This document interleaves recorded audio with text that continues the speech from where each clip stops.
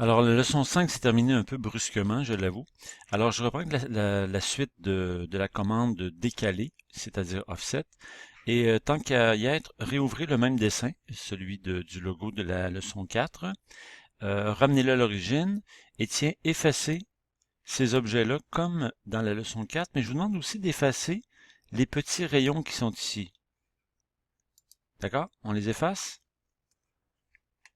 On fait pause et je vous reviens tout de suite que sitôt que vous aurez ouvert le dessin et modifié. Alors votre dessin devrait ressembler à ceci si vous avez effacé les arcs de cercle et les petits rayons qui sont ici. Je vais y revenir dans quelques minutes. Premièrement, on va faire la commande qui nous permet de décaler ces objets-là. On trouve ça dans le menu Transform, la commande qui s'appelle Offset Entity. On avait déjà mesuré la distance, je ne sais pas si vous vous rappelez, c'était 0.18. Alors on marque la distance tout de suite ou on choisit une ligne, peu importe, dans ce cas-ci c'est un arc, et on me demande de quel côté je veux l'avoir, vers l'extérieur ou vers l'intérieur. Dans ce cas ici, je le veux des deux côtés, mais je vais pointer de l'intérieur, tiens. Et vous voyez que le rayon s'adapte automatiquement avec le rayon initial moins la distance de décalage. Mais je peux, avec la petite flèche qui est ici, dire plutôt je vais le faire à l'extérieur, ou encore mieux, des deux côtés, et j'accepte. Alors c'est vraiment pas compliqué, la commande offset qui correspond à décaler d'AutoCAD. Maintenant, je voulais compléter les petits rayons qui sont ici. Les petits rayons qui sont ici sont équivalents à ceux-là, mais quels sont ces rayons-là? C'est quoi le centre de ce rayon-là? Il est ici à quelque part. Quel est le rayon de l'arc qui est ici? Pour le trouver, on va aller dans bouton droite, Analyze Entity Properties cette fois-ci. Je vais demander des informations sur un objet, en l'occurrence le rayon qui est ici, pour pouvoir le reproduire en haut. Et on me donne un rayon de 0.125, c'est-à-dire 1/8 de pouce, ou un diamètre d'un quart. Parfait. Alors j'ai mon information. Comme tout à l'heure, j'avais demandé l'information de distance entre les deux lignes. Maintenant, je demande l'information de rayon sur cet arc de cercle-là. Qu'est-ce que je dois faire maintenant? La commande qui me permet de raccorder ces deux lignes-là, c'est une commande qui s'appelle raccord en AutoCAD, mais dans Mastercam, c'est dans Wireframe, on se trouve à dessiner de nouvelles entités qu'on ne trouve pas ici, mais on va trouver ici dans Fillet. Fillet Entities, je clique là-dessus.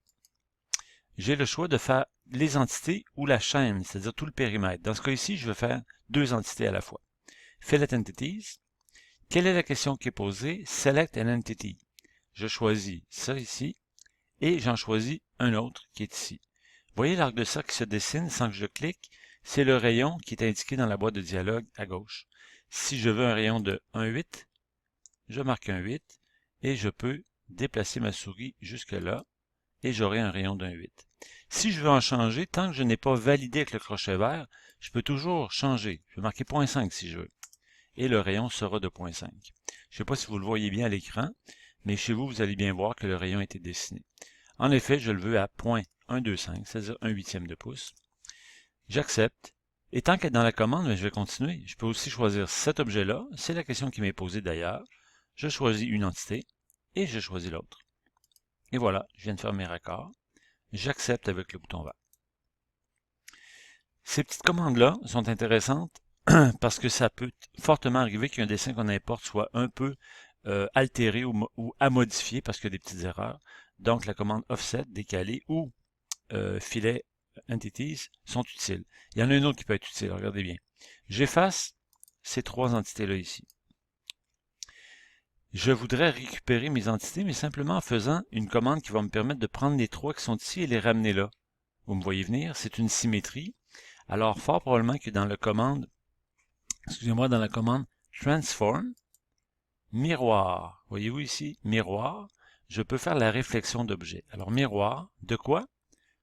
Je choisis les questions, Select Entities, 1, 2 et 3. Je peux faire Enter ou End Selection quand ça se présente. Et cette fois-ci, j'ai des options pour faire mon miroir. Je déplace la boîte de dialogue. Je peux faire un miroir selon une ligne horizontale ou une ligne verticale ou selon un angle ou selon, si je regarde ma souris, selon une ligne d'axe qui serait dessinée ou encore, le plus fréquent qu'on va utiliser, c'est Select Two Points, entre deux points. Alors, si je prends cette option-là, je vais dessiner un arc, mais une symétrie imaginaire. Donc, je pourrais dire du milieu de cet arc-là si je descends au milieu de cet arc-là, voyez-vous que je suis en train de faire une ligne d'axe sans que ce soit dessiné et la réflexion est automatique. Si je l'accepte, remarquez le mode Move ou le mode Copy. Le mode Move effacerait les entités d'origine alors que le mode Copy les conserve.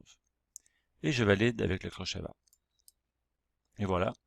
Alors dans cette leçon, on a vu Offset, on a vu raccord avec filet et on a vu miroir. Il y a bien d'autres petites commandes qu'on peut utiliser. Outre miroir, on peut faire des rotations, des déplacements, etc. J'embarque pas dans tout ça pour aujourd'hui, mais ce que je vous demande de faire, c'est de prendre le dessin de l'autre leçon que je vous présente à l'instant, que je vais déposer sur Léa.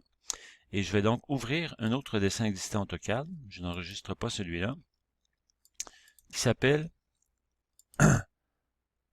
C'est une espèce de jeu de crypte. Donc, c'est le dessin de la leçon 6.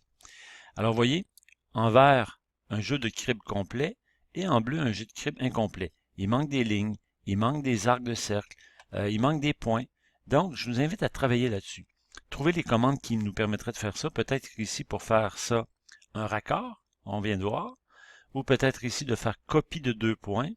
Peut-être faire le miroir de l'arc. Il y a beaucoup de possibilités. Alors, je vous invite à travailler là-dessus et on se revoit à la prochaine leçon pour commencer à faire des parcours d'outils.